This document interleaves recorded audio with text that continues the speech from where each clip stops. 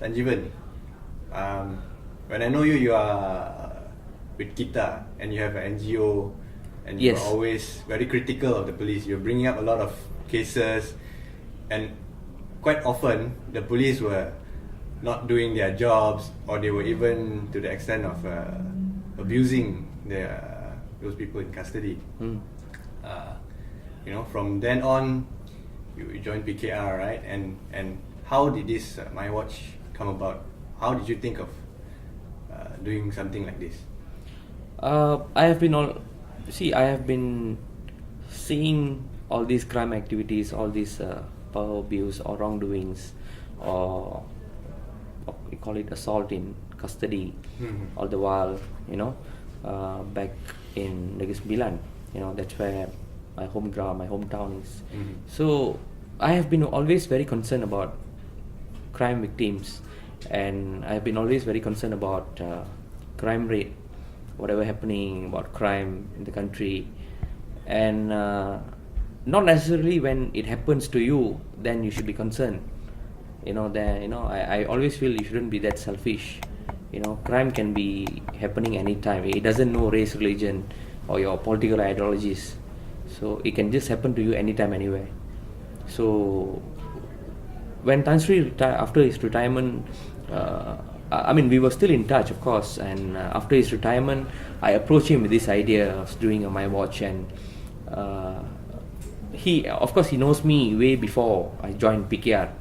So political doesn't come in between us. That is something got to do with my political ideology. So he always respects my view on that. So we wanted to start something apolitical, and this NGO, I proposed the name of the NGO and what is our vision and mission, what are we going to do, how does it going to serve. And I always wanted this NGO to be very different from all other NGOs. We have other NGOs in the country who still fight for crime rates and all this stuff, but MCPF and all that. Precisely. So they are not accountable to the public, but we want to make ourselves to be accountable to the public. That is the difference we're going to make. That is the difference we want to make. We want to accountable to the public. We want the public to know what we are planning to do, what we are doing. And I feel sad. I feel sad when people portray a pain on us that we are politically motivated just because I am attached to a political party. It's not. It doesn't work that way. As I said, crime doesn't know your identity, doesn't know your race, religion, doesn't know your political ideology and all this. So we are fighting for a common cause. We are fighting for you, for your kids, for your family, for your next generation. So every single citizen who are concerned about crime, they are most welcome to join us. They can be part of us. So I felt that Tan Sri Musa Hasan is the most suitable person to be our patron, because during his time, even after his service, he has been very vocal. He is a person. Personally, I feel he's a person. He don't have to please anyone. He don't have to. He don't say things to please someone. He's very vocal. When the crime is happening, it's happening. That's about it. When the crime rate is high, it's high. He has been very transparent. So I feel he's the right person. And but when I approached him, I was keeping myself very positive, and I hope he will join us. And obviously, he was offered some other better offers, a few places, but he rejected all of it. But when I talk about crime, when I talk about this is a national issue, I explained the whole idea to him. Immediately he said yes. Okay, I'll come in as a veteran. So I was very happy. In fact, I was very happy. But sadly, some people they paint us with political colors and all this, which is wrong. I feel it's wrong. They shouldn't do that. They should look at the cause we are fighting for, not who is fighting for. That's many. I'm sure many would have asked you, why are you doing this? Why now in particular? Is it because of general election? I'm sure people would have directed these questions at you. So can you explain to us how you think you can it's play only it? a coincidence that I have to set it up now, Mm-hmm. because I've set it up before. Yes. Okay, I was interviewed by Malaysia Kini, I was interviewed by Malaysian Insider before this. Okay, and I said the same thing, Yes. about crime statistics and all that, because the public is not what you say does not is not there's no confidence of the public in the crime statistics, because they feel that it is not as what is being portrayed. Okay, so because of that, I have to voice out, because even the Sultan of Perak has said that in one of the his speeches during the Taiping police station, when he opened up the Taiping police station. So I think you have to tell the public or tell the police that the public is not Confident. not to say confident, does not believe the statistics that you portray. So please do something to change it before the people have got no confidence in the police. That's it. That's why I'm trying to tell them, So it is only a coincidence, because I've said it many times. Not only after Sanjeevan called me to be the patron of My Crime Watch, So to me, as a citizen of this country, I have to inform the public the right thing, because if not, the credibility of the police is at stake. Because I love the police force. I've been there for 41 years. I want the people to trust the police. So that is why I have to advise the police to review back their statistics and all that, okay, and explain to the people how it should be done in a better way. Because I have already said before that before I retire, I have always asked I've already asked the university, the academicians, to do research on the crime statistics, and they've done it, but I do not know what is the outcome of it because I've retired, So it's being kept, I don't know, quiet about it. Okay. The current police force can actually go back to that research. Yeah, right? why not? We want to know. We want to know the recommendations. We want to know what's happening. Why do you, Tan Sri, you said that the public is not confident of the statistics. They do not believe in it. Why do you think that is so? And do you think it's being manipulated in any way? No, I don't think so. It's manipulated. As I've said before, that NKRA is only on street crimes. There are other crimes that are being committed. Yes. Okay, like housebreaking and theft of cars, murder, extortion, and all that. Street crimes is only wayside robbery, smash theft, all the small crimes, Well, if you put more patrols, of course, it can reduce the crime. But I'm seeing this in the overall picture. Why does this crime happen? That's the question. Why does this crime happen? Although you have arrested them, it still happens. Why? Because it has also some contribution with illegal activities.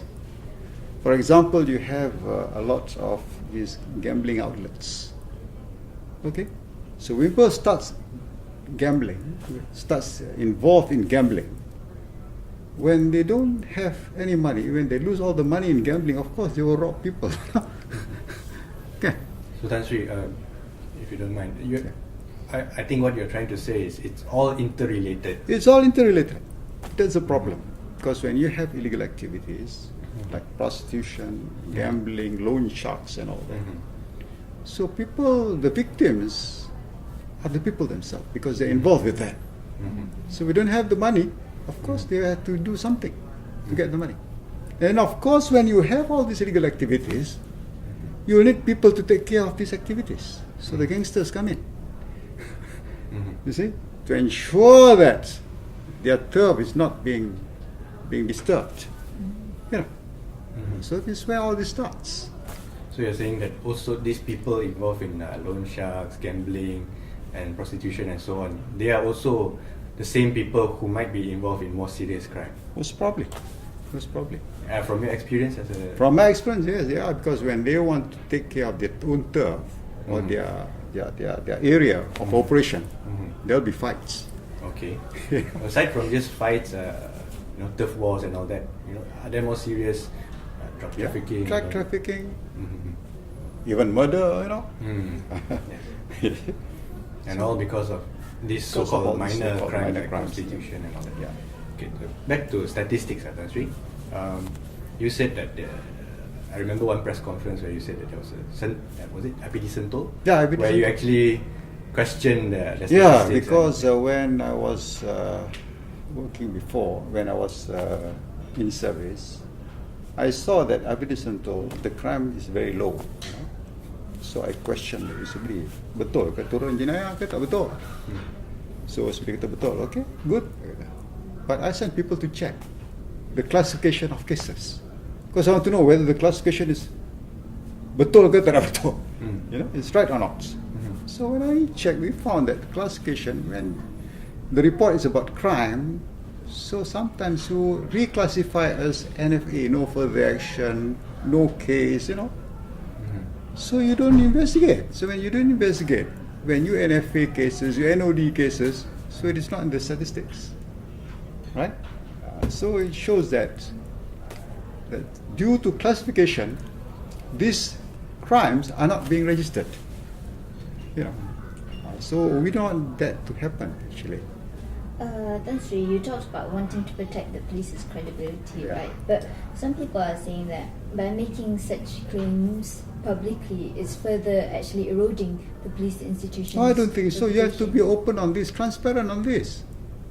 If you are not transparent, you are keeping quiet, or you just keep it that way. So there's always the perception by the public, that you are not doing anything. So it will erode the credibility of the police and also the confidence of the people on the police. So I believe, Tan Sri, Sanjeevan, you guys are firm believers in making things transparent, You have to. opening things up to discussion. Yeah, you have to.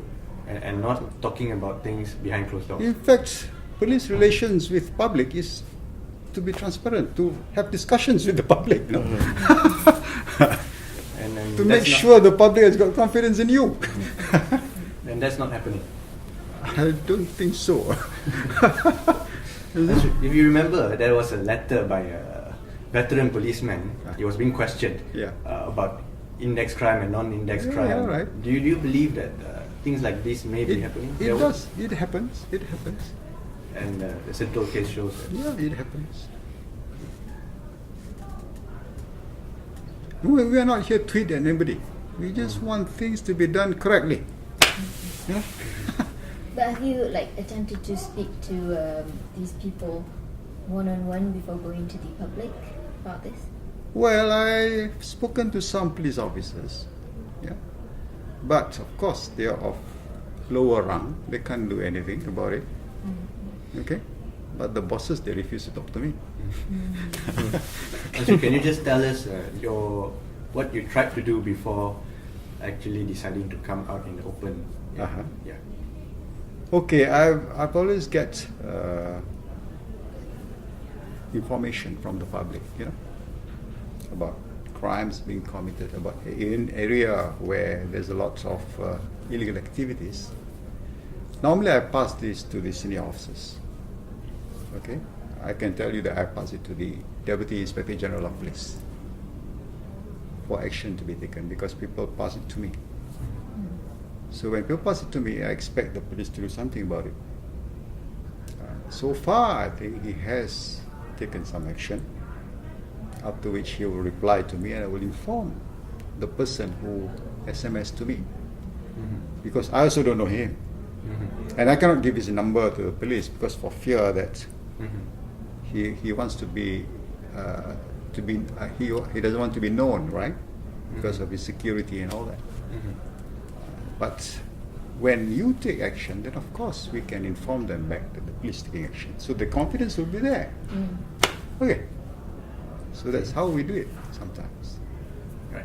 Uh, But have you? No doubt, sometimes now you have the Twitter, you have the Facebook, you can also give information through the Facebook, but most people who wants to give information, they do not want to make known their identity for fear of reprisal from these people, retaliation from these people.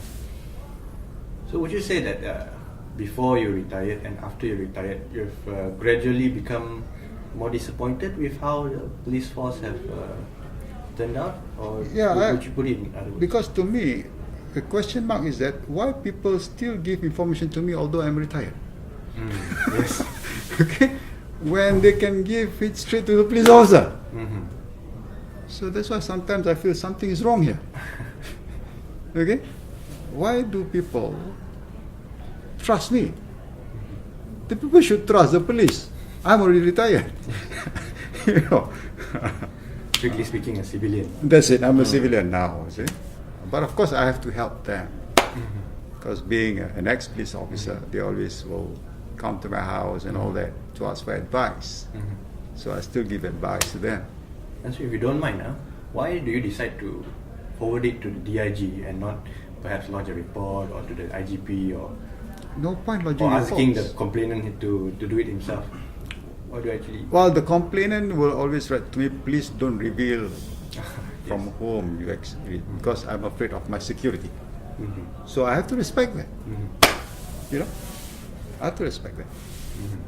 So far, has the police actually aided these complainants that actually approached you? Yeah, some cases have been taken action. Some cases have been taken action because they will also reply to me what action they have taken. Okay. So if that's the case, then I think it would enhance the police image.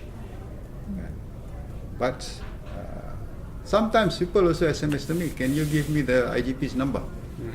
I also don't know his number. He changed his number. Okay. So the IGP does not reply or does not. No. Okay. Yes, people have been talking about your so-called political leanings, right? So, and there was reports about you maybe joining PAS and then PKR.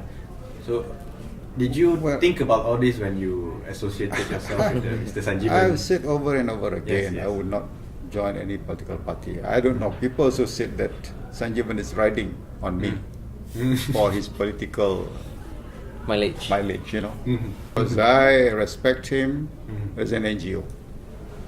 Okay, whatever his political belief is, I don't care. Because most of the NGOs, so there are also some political people inside them, inside the other NGOs also. But I believe that he is sincere enough to fight for the cause of the public, to be an NGO. So I respect that. So you know that crime is my, because I like the subject of crime. Okay, it is my passion, in fact. So if people talk about crime, I will assist them because I want to ensure that the police is respected, the police do their job well. Okay, so I don't care what people say about me. I'm not going to be involved with any political parties. Okay? But why My Watch when there's MCPF and all these Facebook groups and Well, community I've groups been there? with MCPF before. right. Okay, as an IGP, I'm also a member of MCPF before. Yes. But I would like an NGO who does more than that. Okay. Okay. Can you give us an example of?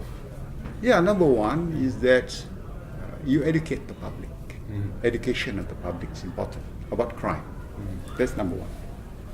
Number two, you assist the police, in trying to reduce the crime. because NGO must work together with the police and also with the public. Okay. Number 4, you have to assist victims of crime. Other NGOs, they don't care about victims of crime. Okay. Sometimes they lodge a report. This complainant is waiting, no action by the police. So this type of complainant, we have to assist them because they want to know the results of their complaints. Okay? In the law, yes, in the law said when you lodge a police report, within 1 week you must inform the complainant the result of the investigation. That is in law, but then I don't know whether it's been done or not. But this type of people, we have to assist them because they are victims of crime.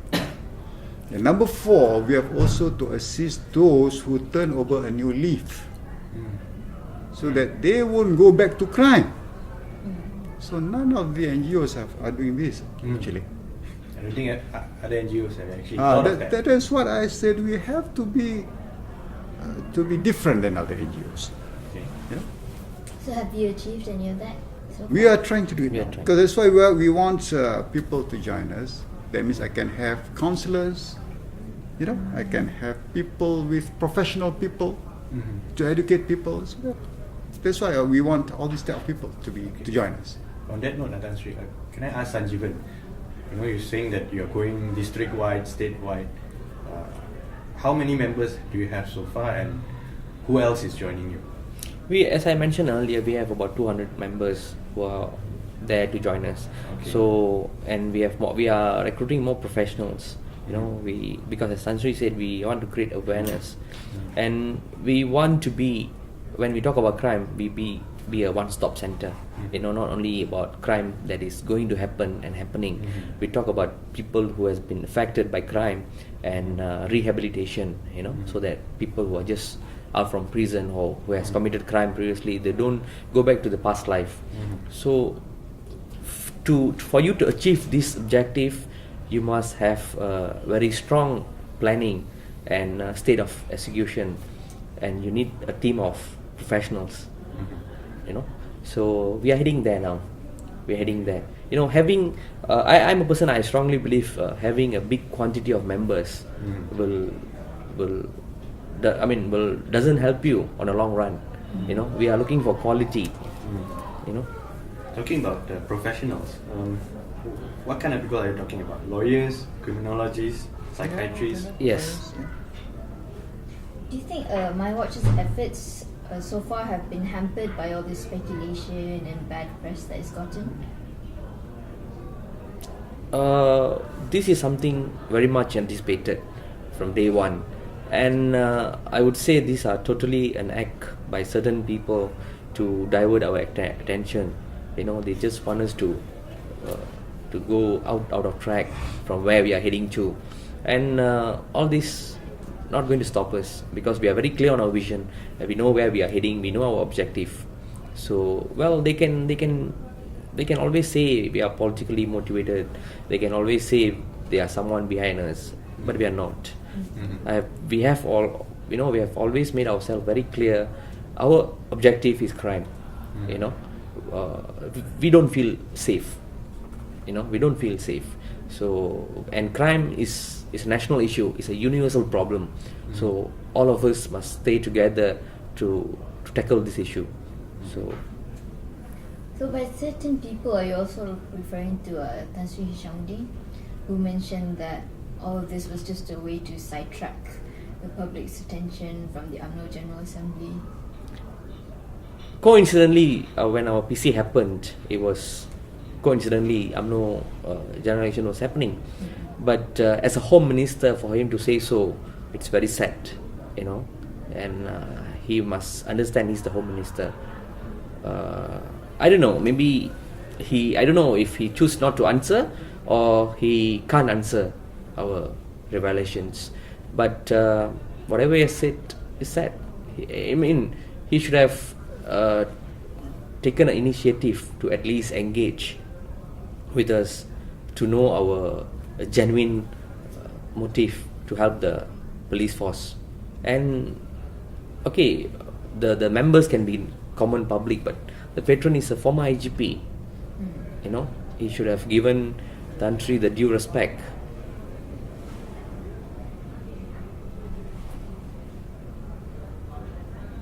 So you were saying certain people. So who are these certain people that are trying to hamper My Watch's efforts? Certain people who wants the crime to happen, who benefit from the crime. More specifically? Can be kingpins who are benefiting from the crime, the people who are running the crime, the people, the crime, the people who are associated with these some cops and all this. Okay. And I'm sad, they don't take the feedback we are giving constructively. I hope they will be more professional enough to take the feedbacks constructively and to improve the force further. We are not criticizing, we are not hitting on anyone. We are not there to hit. We just being there to correct certain things, the weaknesses.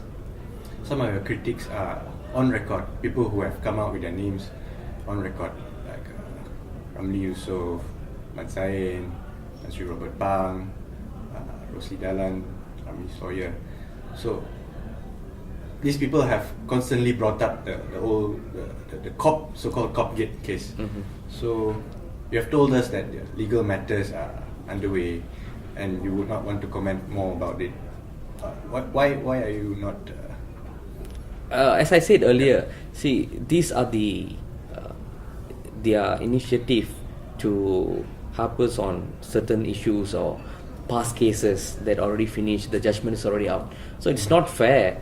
As a person, as a citizen of Malaysia who respects the judiciary system, I choose not to comment on cases that judgment already out.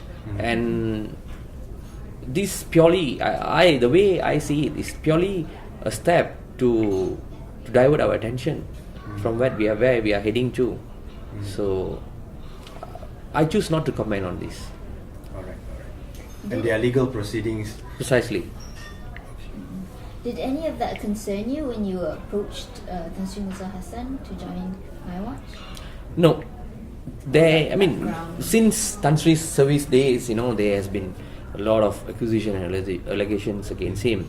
And vice versa, they were saying I'm a PKR boy, I'm attached to PKR and all this. So this doesn't break the bridge between me and Tan Sri, because I have known him way back, even before I joined any political party. And as IGP, when I gave him an info, I'm sure he would have checked my background, everything about me, how genuine I am to help. And he knows that I'm genuine there to help to combat crime. Whatever info I have given him is genuine infos. So it doesn't break the bridge. Well, I wish Happy New Year to everybody, okay? Every Malaysians. And I hope this country will prosper, and also there won't be any political problems in this country. Number two, I wish that the police force will improve themselves, okay? And also the people now is aware of integrity, and that's a good sign. So I believe that all government agencies should be of high integrity and refrain themselves from being corrupted, because that's the wishes of the Malaysian people. Okay, and that's my wish also. Well, just H2O or Ismail O. well, just my Happy New Year wishes. Happy New Year 2013 to all. And well, as my capacity as chairman for my watch, I just want to see a crime-free society, crime-free Malaysia, and of course I want to see a better police force, a good leadership for the police force. We wish to see changes. We want to see changes. We want them to improve. That's about it.